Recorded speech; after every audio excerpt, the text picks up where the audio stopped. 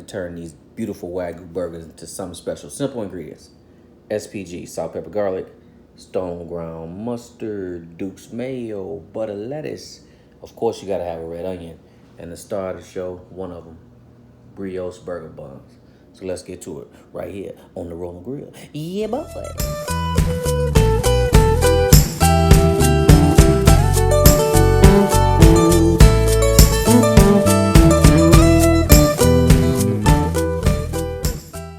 All right, guys, during our prep, yes, we will have mushrooms, but butter lettuce. You just want to wash it down real good. As you can see, it's still on the vine a little bit.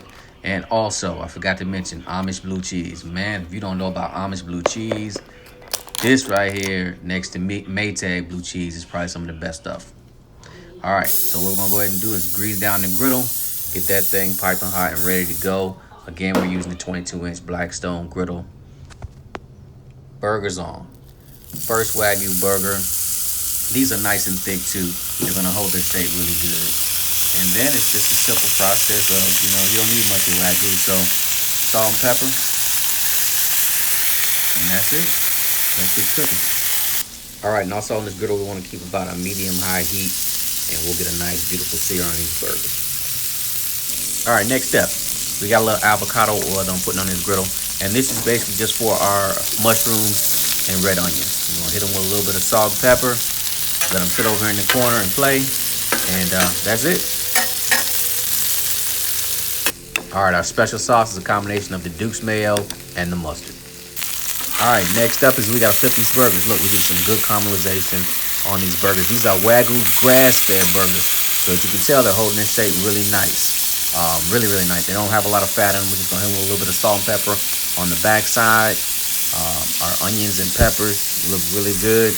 Nothing that we need to do with those. We're just gonna keep this train rocking. We're almost to the finish line of one of the best burgers you ever put in your mouth. All right, just another vantage point of our peppers and onions and our burgers.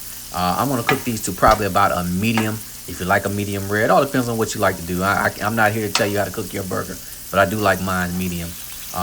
And so these are ready to go. So what we're gonna do now is we're gonna go ahead and get these brioche buns on the griddle. Nice buns, man. These are delicious. And all this stuff came from Sprouts Farmers Market. But these are going to get toasted up really nice, and then we're going to go ahead and build this burger out. All right, the star of the show, the Amish blue cheese. Man, I would definitely use a spoon for this. It can get a little messy on your hands, but man, stack on as much as you want. This stuff is fantastic on a burger. And the little bits of blue cheese that are on the griddle, just spoon them right back on top. And let me tell you something, man. I'm not lying. You talking about a good, delicious burger. This blue cheese just does something to this burger to set it apart. So stack on as much as you want. Let's keep this train a-rocking. All right. That's what you want to see. Good and toasted on both sides.